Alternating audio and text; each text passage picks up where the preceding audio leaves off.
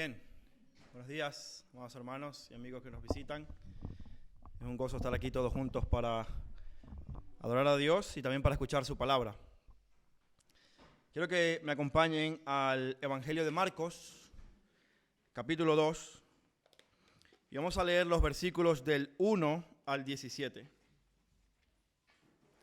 Marcos, capítulo 2, versículos del 1 al 17. Dice así la palabra de Dios. Cuando Jesús entró de nuevo en Capernaum, varios días después, se oyó que estaba en casa. Y se reunieron muchos, tanto que ya no había lugar ni aún a la puerta, y él les explicaba la palabra. Entonces vinieron y le trajeron a un paralítico llevado entre 4 hombres. Como no pudieron acercarse a Jesús a causa de la multitud, levantaron el techo encima de donde él estaba, y cuando había hecho esta abertura, bajaron la camilla en que estaba acostado el paralítico. Y viendo Jesús la fe de ellos, dijo al paralítico: Hijo, tus pecados te son perdonados. Pero estaban allí sentados algunos de los escribas, los cuales pensaban en sus corazones: ¿por qué habla este así? Está blasfemando. ¿Quién puede perdonar pecados sino solo Dios? Al instante Jesús, conociendo su espíritu que pensaban de esta manera dentro de sí mismos, les dijo: ¿por qué piensan estas cosas en sus corazones? ¿Qué es más fácil decir al paralítico: tus pecados te son perdonados, o decirle: levántate, toma tu camilla y anda? Pues para que sepan que el Hijo del Hombre tiene autoridad en la tierra para perdonar pecados, dijo al paralítico: a ti te digo, levántate, toma tu camilla y vete a tu casa. Él se levantó, tomando al instante la camilla, salió a la vista de todos, de manera que todos estaban asombrados y glorificaban a Dios, diciendo: jamás hemos visto cosa semejante. Y Jesús salió de nuevo a la orilla del mar, y toda la multitud venía a él, y él les enseñaba. Al pasar, vio a Leví, hijo de Alfeo, sentado en la oficina de los tributos, y le dijo: sígueme. Y levantándose lo siguió. Y sucedió que estando Jesús sentado a la mesa en la casa de Leví, muchos recaudadores de impuestos y pecadores estaban comiendo con Jesús y sus discípulos, porque muchos de ellos lo seguían. Cuando los escribas de los fariseos vieron que él comía con pecadores y recaudadores de impuestos, le decían a sus discípulos: ¿por qué él come y bebe con recaudadores de impuestos y con pecadores? Al oír esto, Jesús les dijo: los que están sanos no tienen necesidad de médico, sino los que están enfermos. No he venido a llamar a justos, sino a pecadores. Vamos a orar. Amado Dios, cuán grande es nuestra necesidad. Nuestra necesidad de sanidad, de restauración, de perdón. Es mucho más grande de lo que nosotros podemos pensar, de lo que quizás estemos conscientes. Pero en Jesús podemos encontrar ese médico para nuestras almas. Amado Padre, yo te ruego esta mañana, muéstranos a Cristo. Muéstranos a Cristo en tu palabra. Mi Dios, que todos nosotros podamos ver y no solamente maravillarnos con Jesús, sino que verdaderamente reconozcamos nuestra necesidad de Él y vengamos a Él para satisfacerla. Padre, como cantábamos, Él es nuestro todo en todo. Toda necesidad puede ser satisfecha en su persona. Engrandece a Cristo en nuestras mentes y corazones. Yo te ruego por esta iglesia, engrandece a Cristo. Que Cristo sea sublime, santo, perfecto. Que nos cautive, oh Señor, su persona. Te lo ruego. En el nombre de Jesús. Amén y amén. El trabajo de un médico consiste principalmente en diagnosticar, tratar una enfermedad y en aconsejar cómo debemos vivir una vida saludable. Y sé que hay médicos aquí en nuestra congregación y seguramente habrá muchas más cosas que un médico pueda hacer o deba hacer. Pero básicamente la medicina existe para eso, para diagnosticar una enfermedad, para reconocer los síntomas, saber cuál es la raíz del problema y luego proveer un tratamiento que pueda resolver ese problema, restaurando la salud y luego ayudándonos a mantener una vida saludable. Todo buen médico hace esto. No se queda únicamente en el diagnóstico, sino que también trae la solución. Y todo ser humano en la historia de la humanidad, todo hombre y mujer, necesita en algún punto de su vida ir al médico. Hay personas que no les gusta ir al médico. Hay personas que optan por la automedicación, pensando que ellos pueden resolver el problema por sí mismos. A veces puede funcionar y a veces no. Pero toda persona, le guste o no, necesita un médico. Hay algunas personas que se están riendo porque saben que se están tomando la medicación sin prescripción.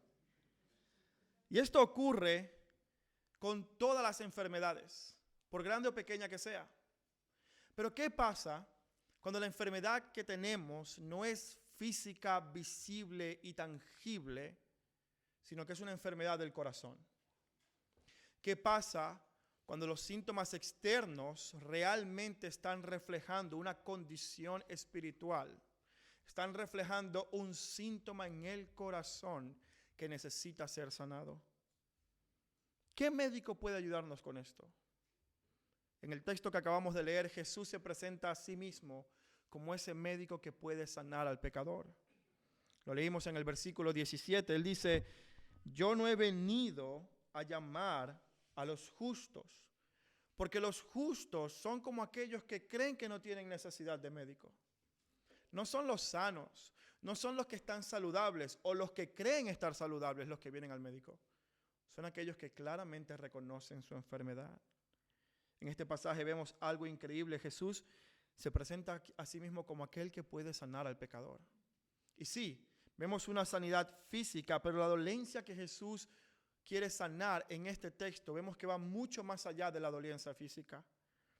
Jesús diagnostica correctamente el problema de todo ser humano y aplica el tratamiento que solamente Él puede aplicar, el perdón. Esto es precisamente lo que vemos en estas dos historias. En Marcos se nos muestra a Jesús como ese médico que aplica el perdón para sanar al paralítico, pero también al publicano y al recaudador de impuestos. Y vemos dos aspectos en esta historia.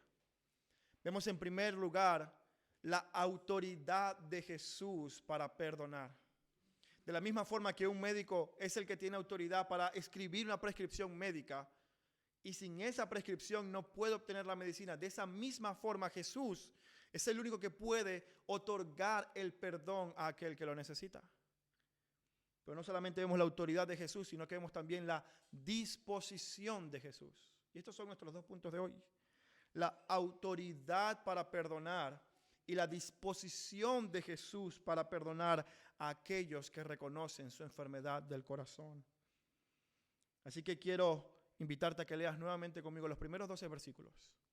Porque todo este pasaje tenemos dos escenas que están divididas por el ministerio de Jesús en Capernaum, en el hogar, y luego en la orilla del mar de Galilea cuando va recorriendo otra vez la región predicando. Pero en estas dos escenas vemos algo completamente igual. Jesús perdona a los pecadores. Así que lee conmigo el primer parte de nuestro texto. Marcos capítulo 2, versículos del 1 al 12. Cuando Jesús entró de nuevo en Capernaum, varios días después, se oyó que estaba en casa. Y se reunieron muchos, tanto que ya no había lugar ni aún en la puerta, y él les explicaba la palabra. Entonces vinieron y le trajeron a un paralítico llevado entre 4 hombres. Pero como no pudieron acercarse a Jesús a causa de la multitud, levantaron el techo encima de donde él estaba, y cuando habían hecho la abertura, bajaron la camilla en que estaba acostado este paralítico. Y viendo Jesús la fe de ellos, dijo al paralítico: Hijo, tus pecados te son perdonados.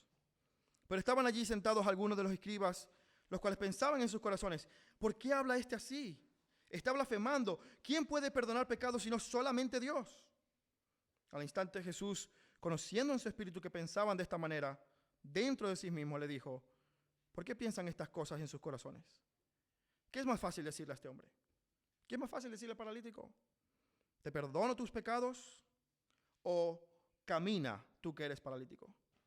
Pues para que sepan que el Hijo del Hombre tiene autoridad en la tierra para perdonar pecados, le dijo al paralítico, a ti te digo, levántate, toma tu camilla y vete a tu casa. Y él se levantó tomando al instante la camilla y salió a la vista de todos, de manera que todos estaban asombrados y glorificaban a Dios diciendo, jamás hemos visto semejante cosa. Jesús regresa a Capernaum después de haber pasado meses predicando en toda la región de Galilea. En el capítulo 1, versículo 38, él había establecido la prioridad de su ministerio. Estando todavía en Capernaum, venían muchos a traerle enfermos y él dijo, no, vamos a ir a otras regiones. Vamos a ir a otros lugares, a otras ciudades, a pueblos vecinos, para que yo pueda predicar, porque para eso he venido. Y Jesús pasa entonces varias semanas y meses predicando en otras regiones en Galilea y luego regresa otra vez a Capernaum. El texto no nos deja claro si es la misma casa de Pedro u otra casa, pero sin duda alguna era prácticamente el centro de operaciones del ministerio de Jesús. Ninguna otra ciudad vio tantos milagros como lo vio Capernaum. Y aún así la dureza del corazón de ellos permaneció hasta el final. Pero encontramos a Jesús de vuelta ahora en la casa y Jesús está haciendo aquello que él dijo que venía a hacer. Él dijo, he venido para predicar, así que vamos a otros lugares. Regresa a Capernaum, vuelve a la casa y ¿qué hace? Mira lo que dice el versículo 2, se reunieron muchos, tanto que ya no había lugar ni en la puerta. ¿Y qué hacía Jesús? Jesús les explicaba la palabra. Jesús les enseñaba, les predicaba acerca del reino de Dios. Y esto va a ser constante. De hecho, en el versículo 13, en la segunda parte de nuestra historia, vamos a ver que cuando Jesús va a la orilla del mar de Galilea, ¿qué va a hacer? Lo mismo, versículo 13, Jesús salió de nuevo a la orilla del mar y toda la multitud venía a él. ¿Y él les qué? Les enseñaba. Jesús estaba predicando la palabra de Dios porque para eso había venido. Y es entonces en medio de su ministerio, cuando él está predicando, que ocurre algo inesperado. Ahora mismo no hay mucha gente aquí, pero imagínese este lugar abarrotado, Jesús predicando y de repente usted escucha y ve una sierra o algo en el techo y de repente ¡blah! Eso es lo que Jesús estaba haciendo. Estaba predicando y de repente hay un hueco en el techo y empieza a bajar como si fuera un ángel, un paralítico. Y él ve la fe de estos hombres y dice, tus pecados te son perdonados. Ahora, Jesús reacciona a la fe de estos hombres, pero quien yace delante de él es un hombre que claramente tiene una necesidad. Es decir, este era un diagnóstico fácil. No había que hacer muchas pruebas, no había que hacer analíticas. Era evidente la condición física de este hombre. Él bajó con una parálisis. De hecho, no bajó él, lo bajaron. Porque él no podía caminar. Era completamente dependiente. No podía ir al baño solo, no podía comer solo, no podía movilizarse solo, no podía hacer absolutamente nada porque estaba paralizado de pies a cabeza. Respiraba por la inercia de que los pulmones funcionan sin necesidad de que se mueva su cuerpo. Pero este hombre claramente tiene una condición que necesita atención médica. Y evidentemente estos amigos y este paralítico habían escuchado de la fama de Jesús. Después de todo, desde que empezó su ministerio, se había caracterizado no solamente por expulsar demonios, sino por sanar todo tipo de enfermedades. Muy probablemente la fama de la sanación del leproso había llegado a los oídos de este paralítico. Imagínate en la condición en la que estás, completamente paralizado, sin nunca haber podido experimentar la libertad de movimiento y te traen delante del hombre que supuestamente puede sanar toda enfermedad. La esperanza y la ilusión en el corazón de este hombre no tendrían ninguna medida. Y Jesús mira a este hombre, mira a los amigos, mira a la multitud y responde de una manera casi inesperada. De una manera que nos llevaría a cuestionarnos, ya va Jesús, ¿qué estás haciendo? O sea, bien, pero él tiene un problema muy grave. Mira lo que dice en el versículo 5. Él ve la fe de los amigos y entonces dice al paralítico, hijo, tus pecados te son perdonados. ¿Cómo que tus pecados te son perdonados, Jesús? Yo vengo porque estoy paralizado. Yo vengo porque no me puedo mover. Yo vengo porque necesito del poder que tú tienes para sanar mi enfermedad. Es la condición física del paralítico lo que lo trae a Jesús. Pero la razón por la que esto debe alertarnos es porque Jesús hasta ese momento había mostrado su autoridad para expulsar demonios, para sanar enfermedades, pero esta es la primera vez que Jesús se atribuye a sí mismo algo que solo Dios puede hacer. Jesús dice, tus pecados te son perdonados. Inmediatamente, tan pronto como Jesús pronunció esas palabras, aquellos que eran religiosos y celosos de la ley comenzaron a decir, espera, aquí hay algo raro.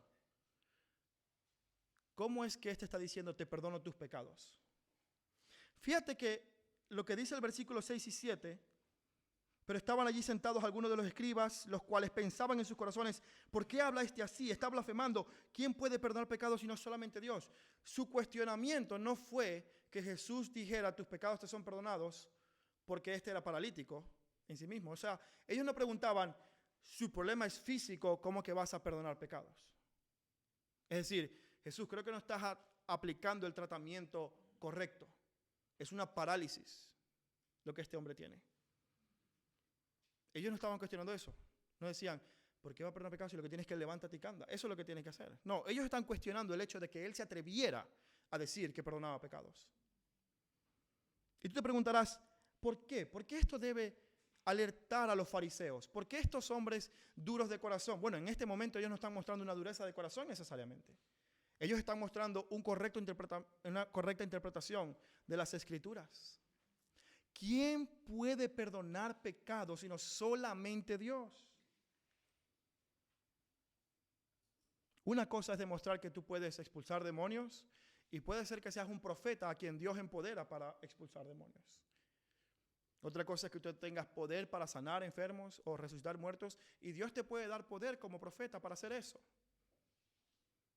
En los tiempos bíblicos hablo. Pero otra cosa muy diferente es que tú digas, yo te perdono tus pecados. Ese es un tipo de autoridad que Dios no comparte con nadie. Ese es un tipo de autoridad que ningún ser humano puede atribuirse. Aquellas religiones o iglesias que dicen que pueden absolver el pecado o la culpa del pecador por medio de sus rituales, están usurpando una autoridad que no les corresponde. Solamente Dios puede perdonar pecados. Tú te preguntarás, ¿por qué? Porque el pecado es una ofensa principalmente contra Dios. El pecado es una transgresión contra el carácter, la voluntad y la ley de Dios. Sí, nos afecta unos a otros, pero en primer lugar la ofensa es contra Dios, principalmente. De hecho, los fariseos estaban tan claros de esto que ellos sabían las escrituras del Antiguo Testamento y seguramente pasajes como el de Nehemías se le vendría a la mente. En Nehemías capítulo 1, cuando Nehemías escucha de sus compatriotas que Jerusalén está devastada porque no se pueden reconstruir los muros, mira la oración de Nehemías. En Nehemías 1, 6 y 7. Dice, que estén atentos tus oídos y abiertos tus ojos para oír la oración de tu siervo, que yo ahora hago delante de ti día y noche por los israelitas tus siervos, confesando los pecados que los israelitas hemos cometido contra ti. Sí, yo y la casa de mi padre hemos pecado, hemos procedido perversamente contra ti, oh Dios. Nehemías está consciente de que la ofensa del pueblo es contra Dios.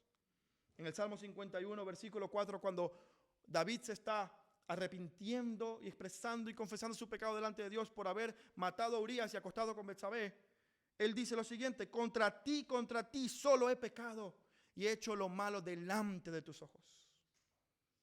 El pecado en primer lugar es una ofensa en contra de Dios. Ahora, es verdad que nuestro pecado nos afecta en nuestras relaciones horizontales con otros.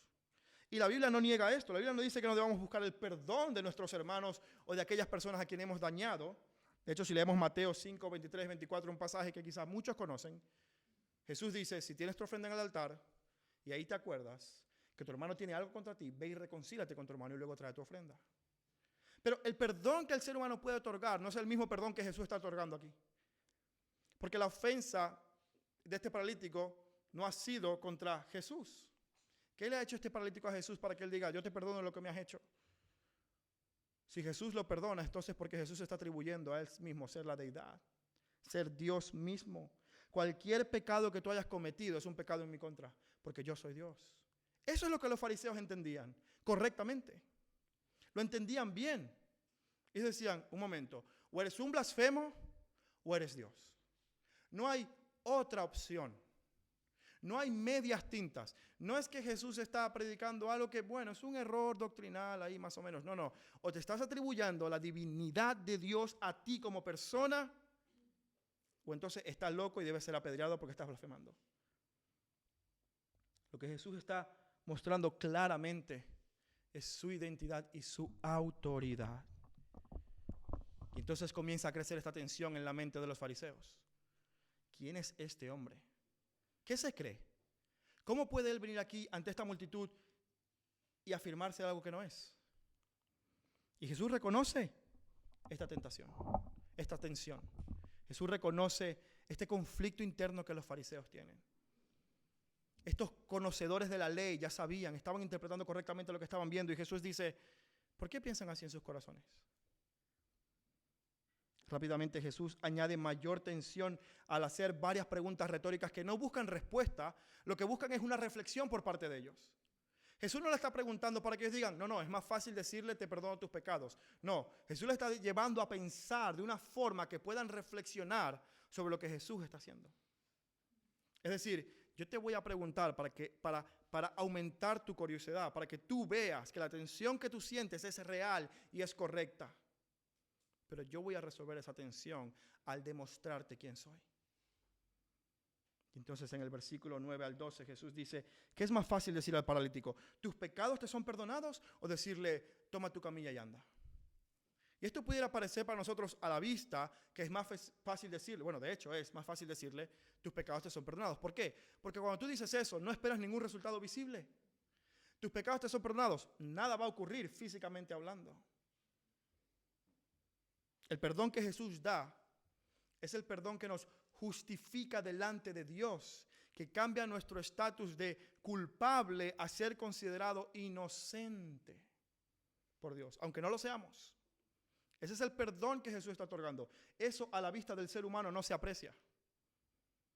Todos nosotros, aunque hemos sido perdonados y justificados, no vimos, me salió una rayita aquí que dice justificado. No, nada, no ocurre nada, físicamente hablando. Y por eso Jesús dice, ¿qué es más fácil decirle? O sea, yo puedo decir, tus pecados te son perdonados, él se puede ir otra vez paralítico, y tú no puedes decir que no lo he perdonado, porque no hay un resultado para medirlo. Hasta que Jesús trae un resultado para medir si en verdad él ha perdonado los pecados. Y es ahí cuando él entonces introduce un milagro visiblemente, físicamente mayor a lo que ha declarado antes. Jesús dice, para que sepáis que el Hijo del Hombre tiene autoridad para perdonar pecados. Fíjate esto. Muchas veces cuando leemos este pasaje nosotros decimos, sí, el enfoque del pasaje son la fe de los 4 amigos. Pero Jesús no hace la sanación en respuesta a la fe de los amigos. Jesús hace la sanación en respuesta a la incredulidad de los fariseos. Es decir, si predicáramos este texto como lo hacen muchos pastores de la prosperidad, no diríamos, ten fe para ver el milagro, sería, sé incrédulo para que Jesús te muestre el milagro. Porque eso es lo que está pasando aquí. Jesús no había sanado al paralítico, lo había perdonado por la fe de los amigos, pero lo sanó por la incredulidad de los fariseos. Mira el diálogo. ¿Por qué pensáis así en vuestros corazones? ¿Qué es más fácil decirle? Pues para que ustedes sepan, para que su incredulidad sea atacada, para que su incredulidad no tenga ninguna razón de existir, yo voy a hacer este milagro. Es entonces cuando Jesús usa un milagro espiritualmente menor para confirmar uno mayor, que es el perdón de los pecados. Jesús mostró su autoridad. Este milagro es una muestra de que Jesús tiene el poder y la autoridad para hacer aquello que Él dice que va a hacer. Una cosa muy distinta es decir que tú puedes hacer algo y otra cosa muy distinta es demostrar que tú puedes hacer algo. Y Jesús afirmó y demostró que Él tiene autoridad. ¿Cuál es la razón del milagro? Para que sepan que el Hijo del Hombre tiene autoridad en la tierra para perdonar pecados. Él dijo, ¿tú quieres ver que yo sí puedo? ¿Tú quieres ver que esto no es una blasfemia? Ahora tú tienes una mayor tensión en tu vida, porque te acabo de demostrar por medio del poder de Dios que yo puedo levantar a este hombre paralítico. Ahora, ¿qué vas a decir acerca de mi afirmación de perdonar pecados? ¿Cuál es tu cuestionamiento ahora? Los fariseos fueron dejados sin argumento alguno a ver una demostración tan grande de poder y de autoridad. ¿Y qué ocurrió? Lo que siempre ocurría cuando Jesús actuaba, la gente quedaba maravillada. Su fama recorría toda la región porque nunca jamás hemos visto cosas semejantes.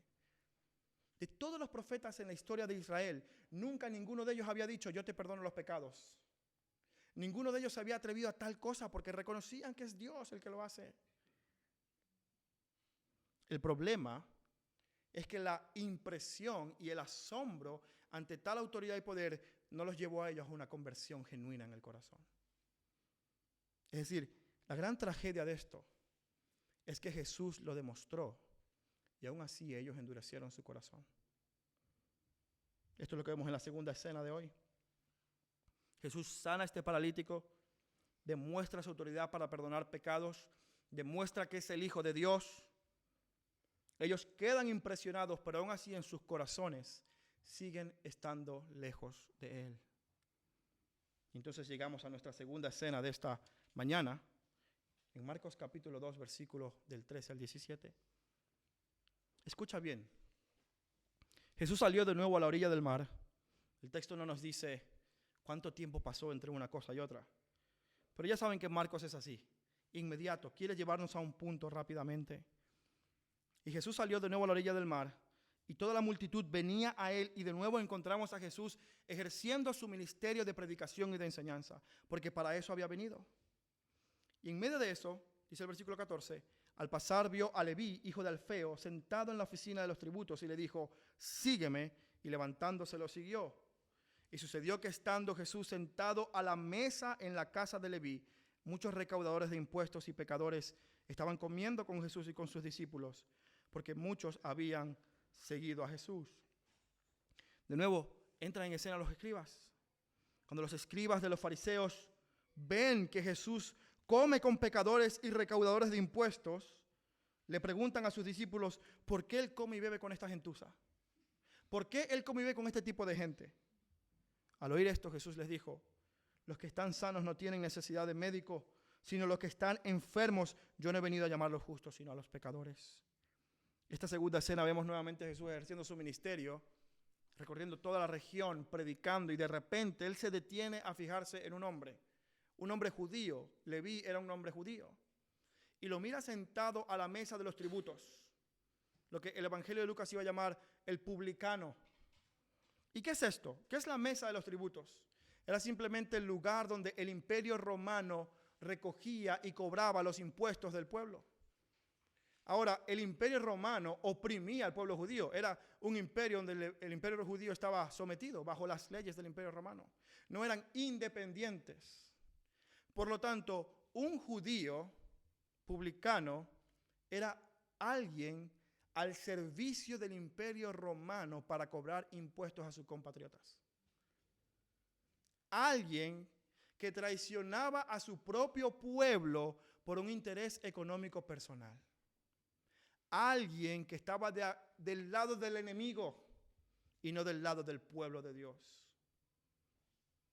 Muchos que son de Venezuela sabrán el término enchufado, aunque aquí en España se está haciendo cada vez más popular, pero literalmente Leví era un enchufado. Y para los que no son de Venezuela lo van a buscar y se van a sorprender de lo que es. Pero era alguien que estaba conectado al gobierno por un interés personal, sin importar que ese gobierno oprimiera a los ciudadanos. Este era Leví.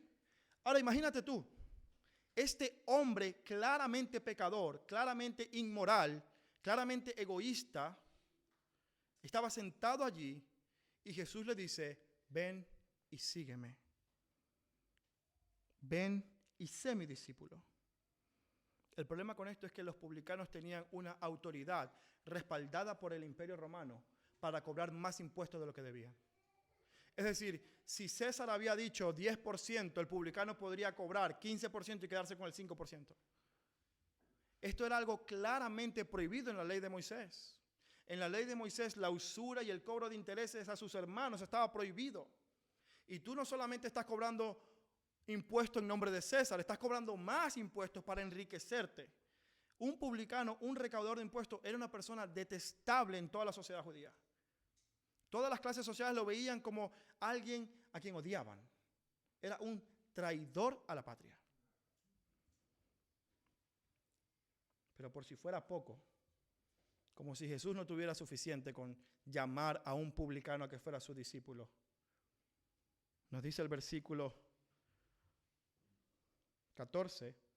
15, que Jesús no solamente lo llamó, sino que comió en la mesa en la casa de Leví. Es decir, pero un momento, no es que tú estás llamando a uno, es que tú te estás relacionando con este tipo de gente. Cuando uno come en la casa de alguien, eso implica comunión. Hay una amistad, hay una relación. Nosotros no comemos en la mesa de nuestra casa con cualquiera. Comemos con alguien que tiene comunión con nosotros. Con alguien que es cercano, que podríamos decir está empezando o ya es íntimo.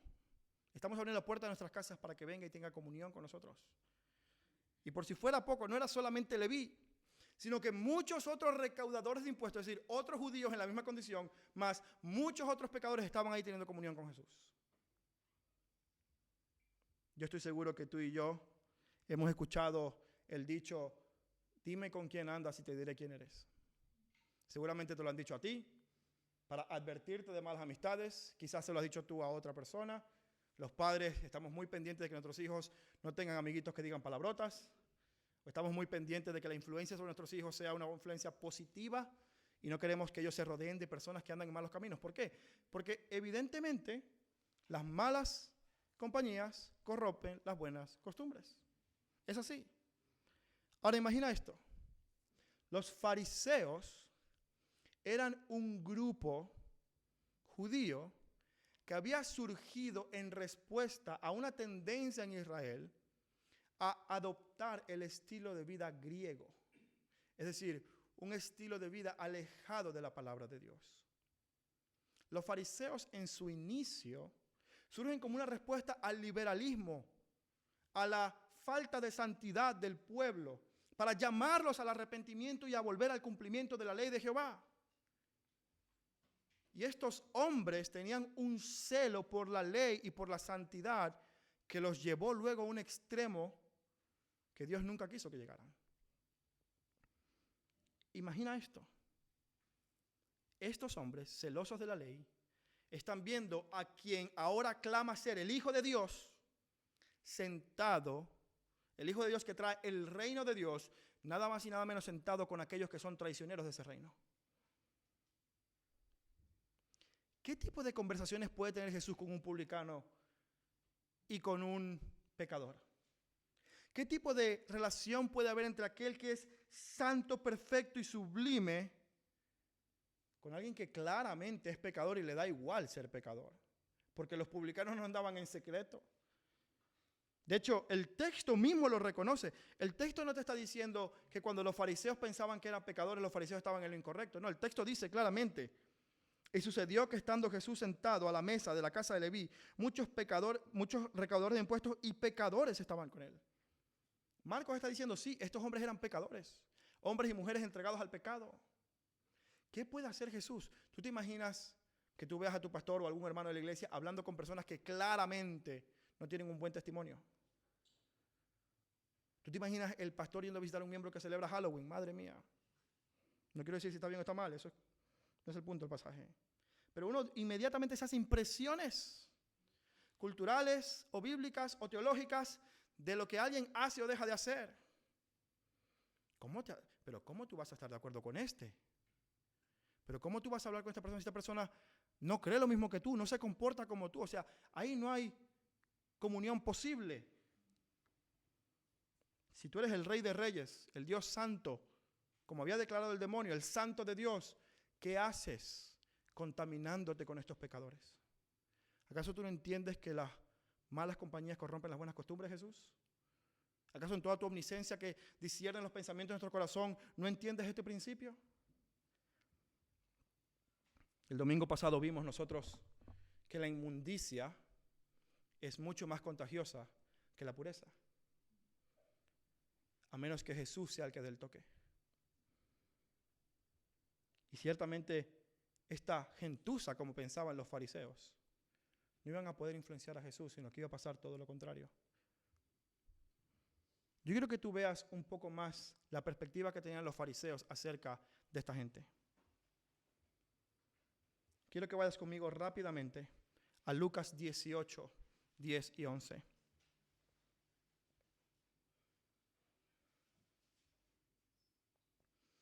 En esta historia Jesús está hablando de dos hombres que suben al templo. Presta atención a quiénes son estos dos personajes. Lucas 18 del 10 al 11 dice así: dos hombres subieron al templo a orar. Uno era fariseo y el otro era ¿qué? Recaudador de impuestos. Es decir, el otro era Leví. El fariseo puesto en pie oraba para sí de esta manera: Dios, te doy gracias porque no soy como los demás. Gracias, Dios, porque yo no soy como los estafadores, como los injustos, como los adúlteros, ni aún como este recaudador de impuestos. ¿Tú ves la perspectiva de los fariseos acerca de este tipo de gente?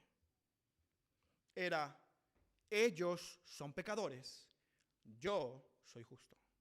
Es decir, si Jesús tenía que relacionarse con alguien, tiene que ser conmigo, no con ellos. Si tú realmente eres el Hijo de Dios y eres Dios, deberías venir a comer conmigo en mi casa, no con esta gentuza. ¿Qué haces tú relacionándote con ellos? Este era el problema de los fariseos.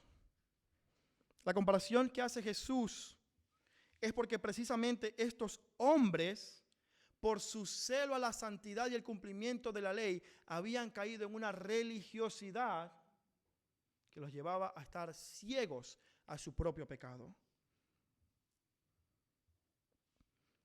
Todos estos hombres eran pecadores, pero unos lo reconocían y otros no. Unos sabían que tenían que ir al médico, el otro no. Y por eso Jesús, cuando escucha el cuestionamiento de ellos, y dice, versículo 16, ¿por qué él come y bebe con esta gentuza? Esta vez el cuestionamiento era tan audible que Jesús no tuvo que discernir los pensamientos del corazón. Él escuchó claramente la pregunta. Seguramente fue una pregunta con intención. Seguramente no le hicieron al oído al discípulo, sino que dijeron: discípulo, ¿por qué tu maestro come con esta gentuza? Era tan audible que los fariseos no querían esconderse de lo que ellos pensaban acerca de los pecadores. Entonces Jesús hace algo nuevamente sorprendente. Jesús no dice: oh, santidad de Jehová, es verdad, tenéis razón, no puedo comer con estos pecadores. Él dice: los médicos no van a quienes están sanos. Un médico va a quien está enfermo. Aquel que sabe que tiene necesidad y que reconoce su incapacidad para sanar su propia dolencia, a ese es al que yo atiendo. Yo no he venido a llamar a aquel que es justo. Y mira, el pasaje dice aquel que es justo, pero Jesús no está afirmando la justicia del fariseo. Jesús le está respondiendo conforme a su propio engaño. Le está diciendo: tú crees que eres justo. Aquel que cree que no necesita médico, yo no he venido para ese. He venido para aquel que claramente está enfermo y lo admite. Y en esto Jesús muestra dos cosas: su autoridad para perdonar pecados sanando al paralítico, pero también su disposición para sanar al pecador yendo a buscar a los recaudadores de impuestos. Verás, Jesús no solamente puede, sino que quiere perdonar al pecador. El corazón de nuestro Dios es un corazón dispuesto a perdonar, que ya está predispuesto a perdonar. Y cuando tú, amigo mío y hermano, cuando tú y yo sufrimos una ofensa, tú y yo nos dolemos por esa ofensa. Tú y yo nos resentimos por esa ofensa. Tú y yo tenemos que procesar lo que está ocurriendo para luego perdonar a otra persona. Y decir, bueno, sí, yo te quiero perdonar, pero voy a tomar mi tiempo porque necesito tiempo para perdonar. Y eso está bien. Eso es necesario porque tú y yo somos humanos.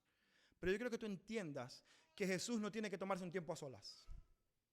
Jesús nos dice, no, es que tu pecado es tan grave que dame un momento que respire y me calme. Dame un segundo que yo procese todo esto que me estás haciendo. No, Jesús tiene una predisposición a perdonar, que en el momento que el pecador se arrodilla y se humilla, Jesús dice, perdonado. Te perdono y te libero de tu culpa, tu vergüenza y de todo el temor que produce tu pecado. Jesús no necesita tiempo. Jesús está predispuesto a perdonarnos. Ese es el corazón de nuestro Dios. Es un Dios justo, sí, santo, perfecto, que no tolera la maldad, que al pecado lo llama pecado. Pero cuando ese pecador reconoce su necesidad, inmediatamente Jesús perdona. Amado amigo, tú que nos visitas en esta mañana, es posible que tú seas como el paralítico. Y tú digas, no, yo tengo un problema visible y claro, y necesito que Dios me ayude con este problema. Es posible que tú digas, yo vengo porque necesito que Dios me sane esto que tengo aquí. Me dé trabajo, arregle mi matrimonio, o me ayude con la crianza de mis hijos, o me sane esta enfermedad, o qué sé yo, me haga sentir feliz. Y quizás tú no reconozcas que el verdadero problema, el verdadero diagnóstico que Jesús hace es que, aunque eso es un problema real, físico y evidente, tu mayor problema es el pecado. ¿O es posible que seas como el publicano? Que quizás tu pecado es tan evidente y tan claro que la vergüenza no te lleva a relacionarte con alguien como Jesús. Y quizás tú dices, sí, yo sé que soy publicano. Yo sé que soy enchufado. Yo sé que soy malo. ¿Cómo va Jesús a aceptarme a mí a comer conmigo en mi casa? Yo quiero mostrarte dos cosas. Independientemente de cuál seas tú, Jesús no solamente puede, sino que quiere perdonarte del pecado. Y si esto es algo que tú quieres experimentar hoy, que quieres conocer hoy, que quieres saber hoy, a mí me encantaría hablar contigo al final del culto. Y mostrarte cómo el corazón de Cristo es un corazón perdonador, dispuesto y misericordioso. Un corazón que ve a los pecadores y no le dice, apártate de mí, le dice, ven a mí. Ven para que yo te sane. Amada iglesia, nuevamente Marcos nos ayuda a ver quién es este hombre que está hablando. Nuevamente Marcos nos muestra quién es el Hijo de Dios, aquel que tiene todo el poder y autoridad sobre los demonios, sobre la enfermedad, pero también para perdonar y otorgar libertad al pecador. Y hay tres formas en que este pasaje creo que nos ayuda y lo podemos aplicar en el día de hoy. En primer lugar, creo que lo primero que podemos ver es que nuestros problemas físicos, aunque son reales, no necesariamente son la raíz del problema. Verás, ¿tú te imaginas que este hombre no hubiese sido paralítico? ¿Qué hubiese pasado si no fuese paralítico? ¿Tú crees que lo habían traído a Jesús y había recibido perdón de pecados? A lo mejor habría vivido una vida saludable y perfecta, hubiese muerto en ignorancia y en su pecado. Y entonces la condenación habría sido peor que el castigo o que la enfermedad. A veces el Señor trae situaciones a nuestra vida para mostrarnos cuál es nuestra verdadera condición. En cualquier circunstancia difícil, que lo es. No estoy diciendo que no es difícil. No estoy diciendo que no debes sentirte afligido por lo que estás viviendo. Lo que te quiero decir es, en toda situación de dolor, de desesperanza, recuerda que lo más importante es tu corazón delante del Señor. Tu verdadero problema no es la parálisis física en la que estás. Tu verdadero problema es tu condición delante de Dios y cómo Dios quiere llevarte a la santidad. Pero en segundo lugar, quiero decirte, amado hermano, si tú estás en Cristo, quiero rogarte a que confíes en el perdón de Jesús. Cuando Jesús dice perdonado, verdaderamente es perdonado. Si tú sigues leyendo el Evangelio de Marcos, te vas a dar cuenta que en Marcos capítulo 3, versículo 18, Leví pasó a ser de publicano a apóstol. Jesús jamás le volvió a recordar su pecado. Jamás se volvió a mencionar a Leví como Leví, se mencionó como Mateo. Y terminó escribiendo uno de los evangelios.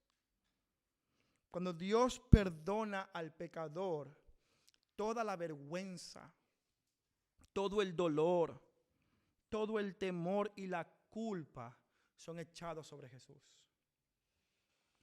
Él fue avergonzado para que yo no lo sea. Confía en el perdón de Jesús.